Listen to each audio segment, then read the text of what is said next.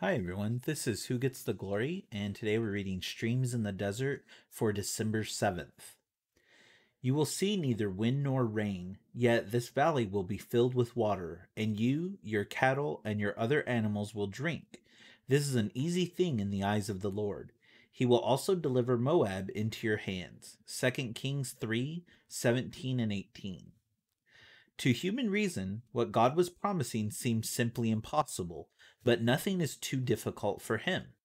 Without any sound or sign, and from sources invisible and seemingly impossible, the water flowed the entire night. And the next morning, there it was.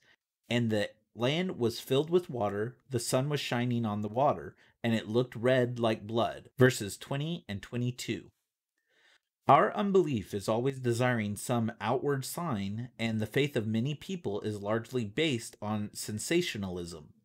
They are not convinced of the genuineness of God's promises without some visible manifestation. But the greatest triumph of a person's faith is to be still and know that he is God. Psalm 46:10. The greatest victory of faith is to stand at the shores of the impassable Red Sea and to hear the Master say, "Stand firm, and you will see the deliverance the Lord will bring you today." Exodus 14:13. And move on. Exodus 14:15. As we step out in faith without any sign or sound, taking our first steps into the water, we will see the water divide. Continuing to march ahead, we will see a pathway open through the very midst of the sea.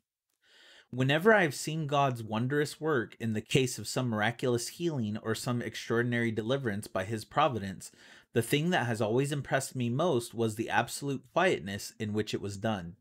I have also been impressed by the absence of anything sensational and dramatic, and the utter sense of my own uselessness as I stood in the presence of this mighty God, realizing how easy all this was for him to do without even the faintest effort on his part, or the slightest help from me.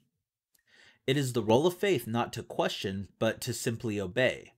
In the above story from Scripture, the people were asked to make this valley full of ditches, 2 Kings 3:16. The people obeyed, and then water came pouring in from some supernatural source to fill them. What a lesson for our faith! Are you desiring some spiritual blessing? Then dig the ditches and God will fill them. But he will do this in the most unexpected places and in the most unexpected ways. May the Lord grant us the kind of faith that acts by faith, not by sight. 2 Corinthians 5:7. And may we expect him to work although we see no wind or rain. A.B. Simpson. Thank you for listening, and God bless you.